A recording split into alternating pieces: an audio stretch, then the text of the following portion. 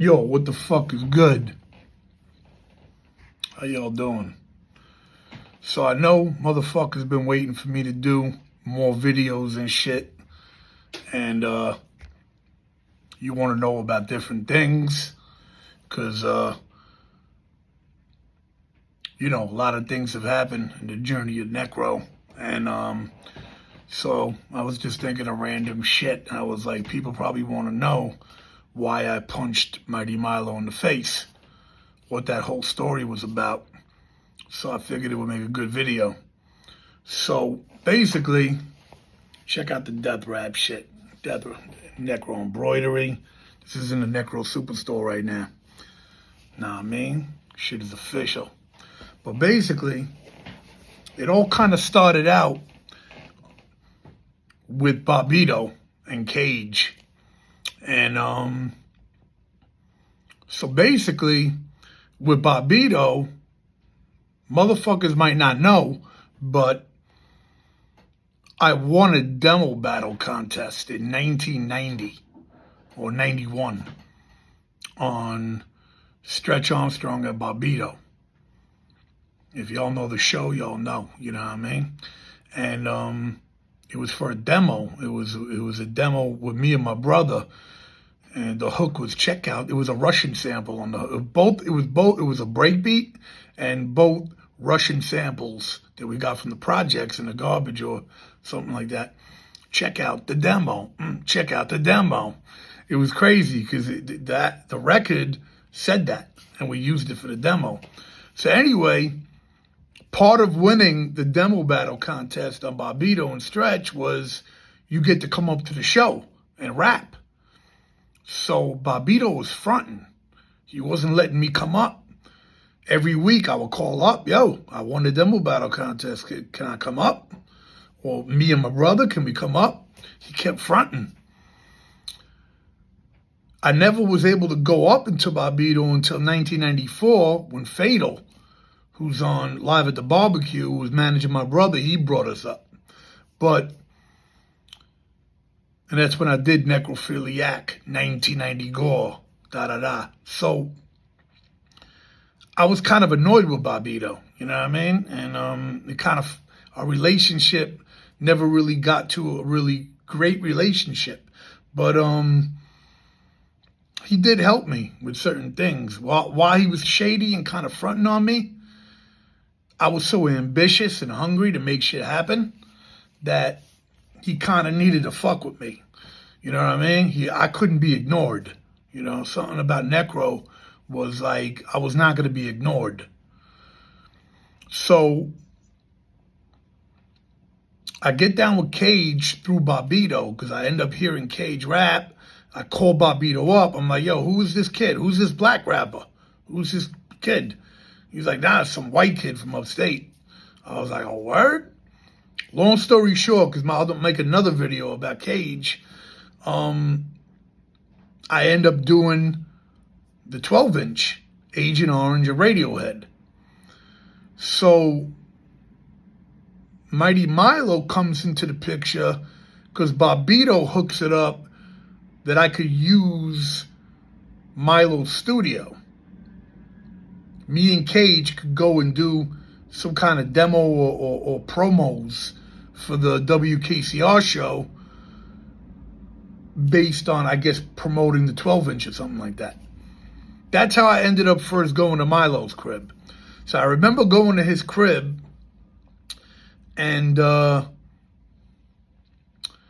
was kind of weird, the vibe, you know what I mean? He's a Jewish dude, I'm Jewish, but I was more thugged out. I mean, I was totally thugged out. He was totally not. So we didn't really click.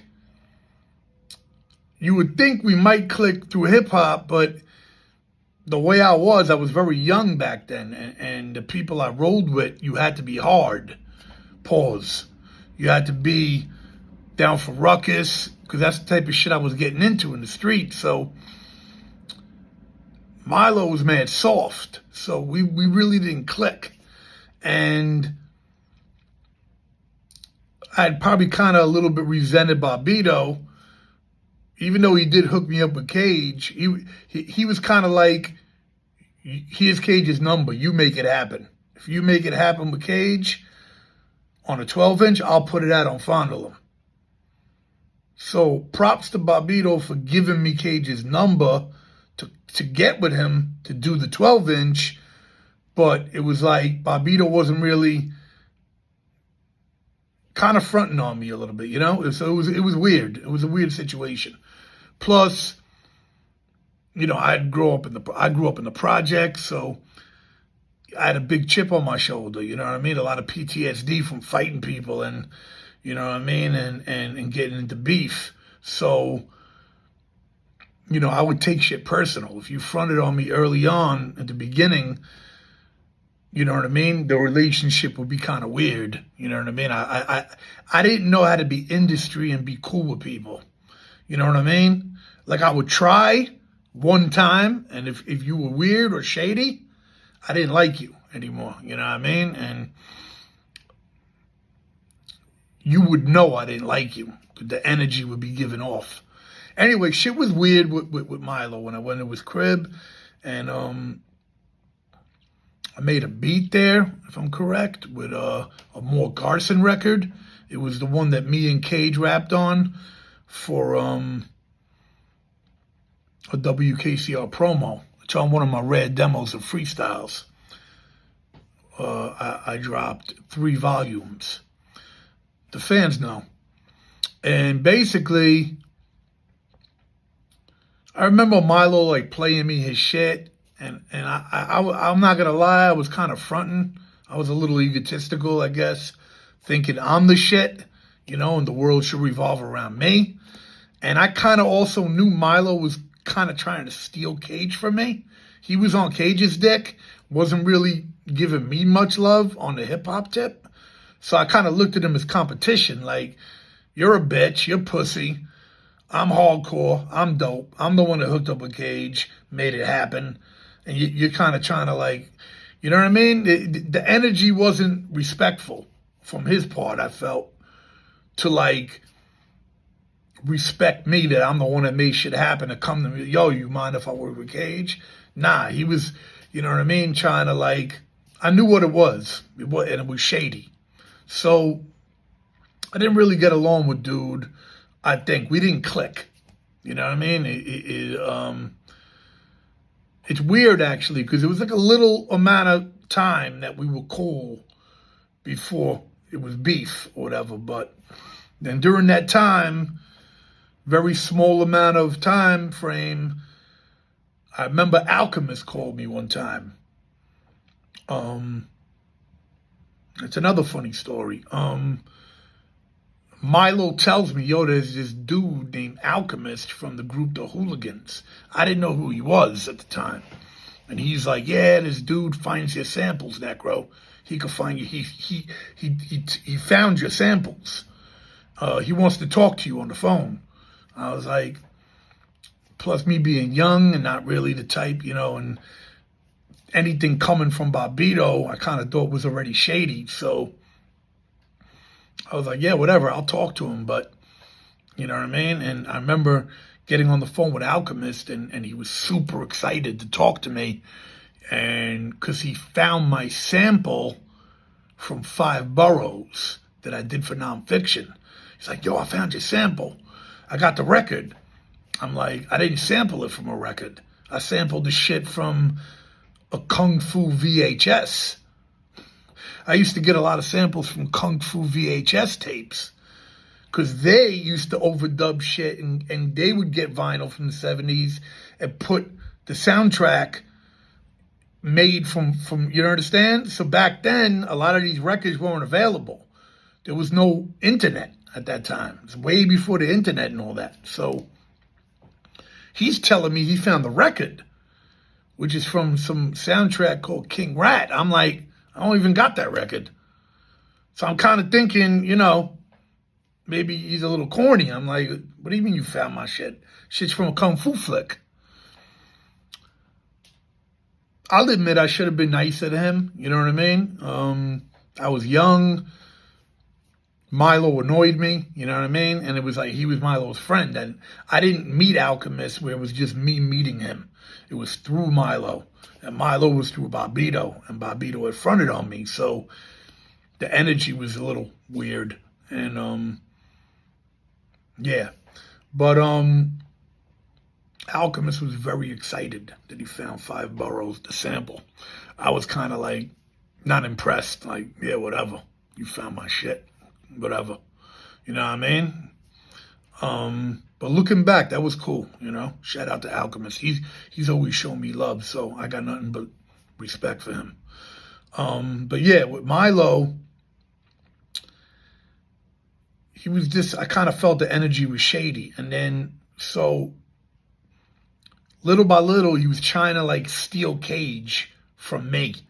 Because I did Agent Orange and Radiohead, and if you notice, I never did another record with Cage. I never produced another single for the dude. And the first single was a fucking hit. It was a hit record. On the Underground, Stretch Armstrong played this shit like every show for months. So you would think Cage would want to do more shit. A lot of beats that, a lot of beats that Nonfiction ended up using, I let Cage hear first, and he fronted on, like Refuse to Lose. I don't remember all the beats, but a bunch of them. And what happened was, I thought I was as dope as Cage on all levels of hip-hop, you know what I mean? Rapping, production. He doesn't produce. So I wasn't trying to bribe the dude. You know what I mean? I had ended up bringing Cage to Brooklyn. All my boys wanted to smack the shit out of him. Nobody liked him in Brooklyn. Everybody came up to me and asked me, can I fuck him up? Who's this dude? He thinks he's the shit. Because Cage would walk around with his nose in the air, you know, like he's better than people. My boys who were thugged out were coming up to me, yo, can I rob him?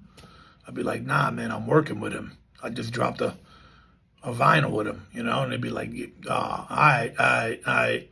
You know what I mean? These were thugged out dudes. My boy Erez, Ming. These were dudes that they would have fucked him up, you know what I mean? And he wouldn't have did shit. But, you know what I mean? I basically saved him. I was like, nah, you can't fuck with him. Because I do music with him and he's popular. They didn't give a shit. They just wanted to rob him. You know what I mean? They wasn't listening to the Underground. So, but,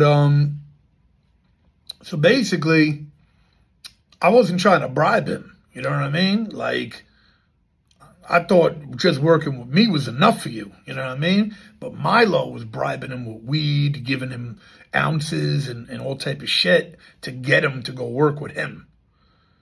And Cage being a cornball, and also when I dealt with Cage, Cage was a little shady. Because Cage felt like he was iller than me. His attitude was like not a respectful demeanor. You know what I mean? But I thought he was ill, you know, and I knew that doing the 12-inch with him through Bobito, it would help me in the Underground and it would get my production heard. So I dealt with his kind of egotistical attitude, even knowing that he's kind of pussy. You know what I mean? Fronting like he's hard, but he was pussy in real life. Like when it came down to it. A lot of people front like they hard, but when you challenge them, like, yo, I'll punch you in your fucking face. What's up? They bitch out. You know what I mean? Because they ain't really about that. And he was one of them dudes that wasn't about that. A lot of talk, but not really with it when it came down to it. His boys were iller than him. You know what I mean? But a lot of people are pussy, but got boys that are iller than them. Anyway. So, yeah, so basically, you know, I didn't like the fact that this dude's trying to steal him from me when I'm the one that, you know, blew him up on the Underground with my beats and my 12-inch and me reaching out. Bobito was like, I can't work with that dude because he's a lost cause. He's always drugged out and all that. Bobito loved him as a rapper, but Bobito was like, I can't deal with him. I was like, really? He's like, yeah, he's too difficult to work with. Because he had an album out with Pete Nice, and that shit kind of flopped. So Bob was the A&R for Pete Nice's record label that signed Cage early. So if you wonder whatever happened with that, Cage was signed to a major and it flopped. Shit didn't happen. So it was like Cage was like this guy that had went to a mental, to Bellevue or some shit. And Bobbito wasn't even trying to deal with it. He was like, I ain't got no patience. So he's like, that's kind of why Bobbito gave me his number. Bob was like, I'm not dealing with this dude. So if you can make a 12-inch happen, it'll come out. So that's why I made Agent Orange and Radio had happened. And so basically, so I was, a little bit burnt that this dude's trying to steal this rapper from me, and that Cage wasn't being loyal to me. And they're both, they got me, So basically, now what made me punch him in his face was there's a dude named Rich who worked for Fat Beats. And Rich was the guy that showed me love at Fat Beats. Joe, the owner, he showed me love a little bit, but he was kind of shady. He didn't like the Necro brand. He didn't want Fat Beats on the back of the Necro product. You know what I mean? Yeah, actually, if you look at the Cockroaches EP, it doesn't say Fat Beats on it. He was that corny, Joe, that the Cockroaches EP with Linda Blair on the back, he thought it was too fucked up to be a Fat Beats release. Yo, this is the type of bullshit I've been dealing with as Necro. From the beginning, people have been fronting on me. Like, my shit was always too ill for all these dudes. Everybody was elite and they're the real hip-hop. Like, fuck out of here with that bullshit. But basically, Rich, he was cool. He was the guy at Fat Beats that Joe let him make decisions, and he fucked with my stuff. So he wanted to start a beef, I think, because he used to tell Milo, Eon is whack. I don't want to release stuff from them. He would dead Milo from dropping shit on Fat Beats because he would say Eon sucked. Rich from Fat Beats. And Milo would get pissed and be, why are you fucking with Necro then? This is what Rich tells me. I'm a very young Necro now. You know what I mean? So when people tell me things like that, I jumped. Like, what? I'm going to fuck that dude up when I see him. Know what I mean? So Rich gasses me up. One time I'm going there for business or whatever. I go into the Fat Beats office and he's like, yeah, Milo was talking shit about you. Saying, why am I dissing Eon? And why do I put all the Necro shit out? I'm like, word? He's trying to diss me? He's like, yeah, he was trying to like sabotage our relationship, And I told him, you bugging. Like Rich was acting like he was on my side. I don't, now a mature Necro, I might have talked to Milo first and just been like, did you say that? You know what I mean? And check him like that. And, but I'm a young dude now. So I'm just like, yo, I'm going to snuff him when I see him. When I catch up to this dude, I'm going to fuck him up. It didn't matter that he was pussy. It was that he was talking shit about my brand and I'm having a hard enough time, a lot of the reasons I put out stuff with Fat Beats was because my own lawyer was fronting on me with getting me a deal and shopping me. So I already knew a lot of people was going to front on me because my brand was too fucked up or whatever, or they didn't think I was nice, whatever. So I don't know how I ended up at the DMC where Milo was to punch him in his face. I don't remember, but I know I went by myself. I didn't bring no crew, nobody. I go by myself, and I see Milo there. And this was the DMC DJ thing that they would do. It was like, a battle, whatever. And it was somewhere like Irving Plaza or something like that. And I see Milo, and I walk up to him, right up to his face. I didn't just snuff him from behind or anything like that. I walked right up to his grill, and I was like, Milo, I'm about to punch you in your face right now. And I gave him a chance to put his hands up. I figured the dude was going to try to fight. I didn't want to be that dude that just, hit somebody when they ain't looking. And he was just in shock. He was just like, stiff, pause. So I just punched dude right in his face. And everybody was looking. I remember a whole bunch of people was looking, wondering what was happening. And he didn't do shit. And he just basically walked out like a bitch. He didn't say anything, and he just, walked out. And I was like, yeah, that was kind of weird. Expected a little bit more from punching him, but I knew that I made my point. Like, you're talking shit, you're going to get hit. You know what I mean? That was the mentality I had. And I still kind of got that mentality, but things are different now. Everybody presses charges. I mean, shit. Thinking back, Milo could have pressed charges. You know what I mean? So props to Milo for not pressing charges on me and not being a bitch on that level. You know what I mean? Because a lot of people nowadays, they definitely would have called the police and all that. So one funny thing is, at the time I had been talking with Dante Ross about, it was when I was working with Missing Links and all that, and Dante Ross was the label head. And there was this dude, Dagan, who was the middleman, and he used to like my beats. And so anyway, I remember Dante Ross calling me, and he's like, yo, man, why'd you hit him for? And I was like, because he's talking shit. And Dante Ross didn't agree with me doing it. And I remember telling him to go fuck himself. Like, mind your own business. You know what I mean? Because dude was talking shit. If you talk shit, you get hit. But yeah, he didn't like the fact that I did that. I was a little bit annoyed that he didn't agree with me. Like, oh, Milo's talking shit about you? All right, it's good that you hit him. You know what I mean? It was like, it seemed like everybody was against me. Like, it's like, I noticed with black rappers, if you punch people in the face and all that, people sweat you. You get props for it, Oh, he gully. But anytime I did something gangster, it was like people would blackball me more, hated on me more. That's that Jewish shit. That's that Jewish shit. Like, me being a hardcore Jew doesn't mesh with other Jews that are lefties, that think like that mentality. Kamala voters. You know what I mean? It's this mentality that, hard to explain, but most of the Jews in the hip-hop industry never clicked with me. I didn't click with them. You know what I mean? And, but just for the record, I actually apologized to Milo years later. Like, around the time I did Take Hip Hop Back with Vinny Paz and Immortal Technique. And I was like, I'm going to make amends with everybody and try to work with people I didn't work with. I'd never worked with Immortal or Vinny. So fans were like, I want you to do that, So I reached out to them, and they were cool.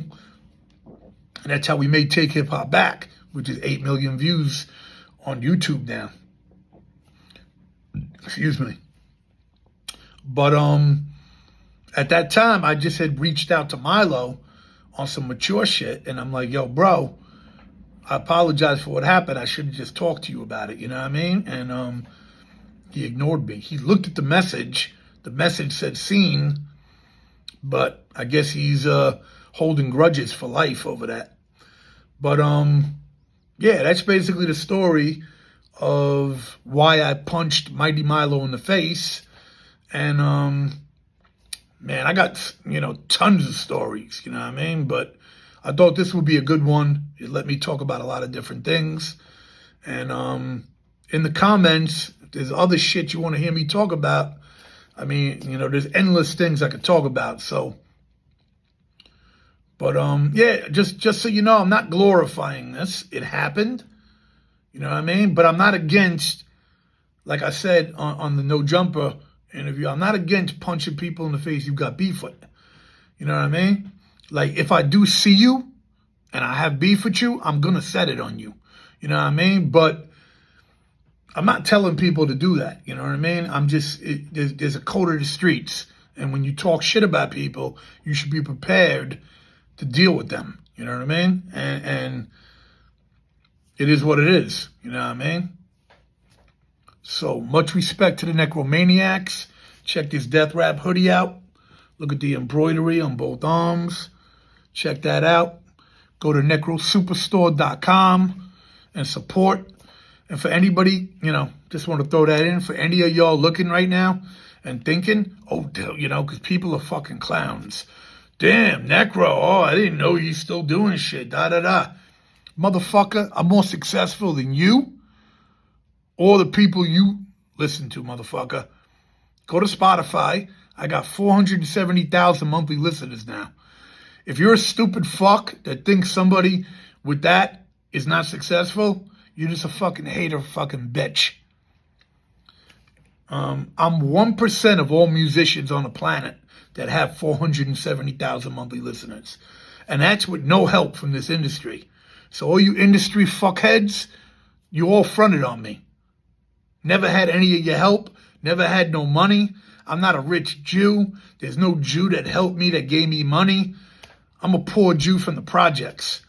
My father never gave me a fucking penny. I pay all my mom's bills now. She's always been broke. You know what I'm saying? So Uncle Howie lived in the projects. My Bobby lived in the projects. So everything I got, I worked hard and earned it. And it's all because of the fans. I put out incredible music, and you, the fans, listen to it. So for me to be where I'm at, it's all about the necromaniacs. So for all these other fan bases and people, you know, that claim that they're the real hip-hop, that don't acknowledge me, you don't fucking matter anyway. Because you're not listening to my shit anyway. I'm worried about the people that listen to my joints, that got Head Split on a playlist, that got Who's Your Daddy on a playlist. You know what I'm saying? That been to a show and seen me do Creepy Crawl live. That mosh pitted. The people that understand. If you understand what it is to be the kind of person I am, then you get it. If you're looking at this thinking, fuck that motherfucker, you can suck a dick anyway. I don't give a fuck about you anyway. You never helped me. Fuck you. Peace.